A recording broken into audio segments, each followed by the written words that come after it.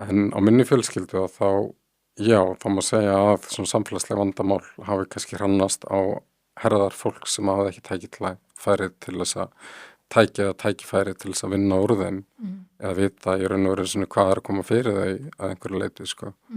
Sem að bergmálar að sjálfsögðu áfram niður í mína kynslóð og ég held að ég sé ekki einstæð það.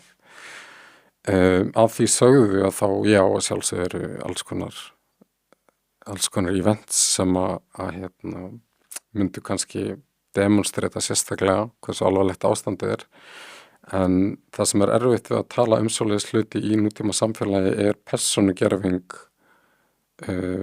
þessara vandamála, þú veist.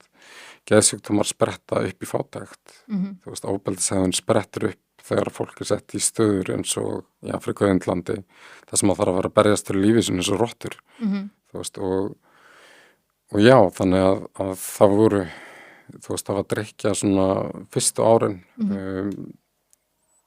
það sem verið að self-medicata sig, þú veist, og það fer úr böndunum og það voru alls konar hlutir sem maður sá, þú veist, sem voru skrýtnir fyrir lítið barn að sjá, þú veist, koma kannski 30 ára labbandi inn í stofu og mamma henni með risastórt glóðurja og stjúpiðin líka og það bjór út allt og sígarettustöpar út allt og maður svona fréttir að bíllinn sé út í á og svo maður eitthvað svona að púsla þessu fer eitthvað aftur inn í herbyggi sitt í lek og fer svona eitthvað að púsla þessu saman við hvað sé að gerast sko. Þannig að maður byrjaði kannski mjög snemma að observa pathológiskar aðstæður og þú veist, svo verða allir edrú og svo tekum við eitthvað annað, þú veist, vottar Jehóva sem að það var á sínum tíma, þú veist, trú og samfélag sem að fjölskyldan fór inn í á þeim tíma, það sem svo algjörlega önnur svona dýnamík sem að mörguleiti ég hefði ekki valið mér að vera þar sko. Nei. Ég getum orðað það þannig. Þannig að þið fóruð inn í það bara sem fjölskylda bara gengust til. Já, eða mamma fer inn í það að koma einhverju bóðberar fagnaðar erindisins og segja henni sannleikann og hún bara fyllið sannfæringu að svo sé og eftir það þá var það einhver svona trúarrammi sem við áttum að lifa inn í. Og hvað varstu gamall á þessum tíma svona cirka? Ætli hafi ekki verið 4, 5, 6, þetta svona, tekur svona einhver tíma hana. Þannig að þú hefur verið bara, ok, mamma segir að þetta sé rétt og varstu þá bara... Nei. Þú hefur verið bara að efast það, manst eftir því. Ég veit ekki eins og hvort ég hugsaði það djúpt, sko. Það var oft bara tilfinning, ég bara nefndi ekki að vera þarna að hlusta á það.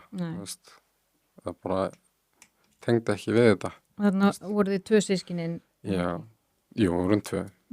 Systir mín 2 árum yngri en ég. Og eru þau ennþá í vottunum eða? Mamma og 2 yngri systir mínar eru í vottunum. Og hvernig fannst þér að alast upp í þessu? Þú hefur væntanlega verið látin mæta þarna með og þú veist. Mér fannst það svona ákveðin huglæg pynting, sko. Það var náttúrulega mjög svona yfirgengilegt ef þú vilt ekki taka þátt í einhverju. Þú veist, versus það að vilja taka þátt í einhverju náttúrulega bara 2 mjög mismunandi hlutir.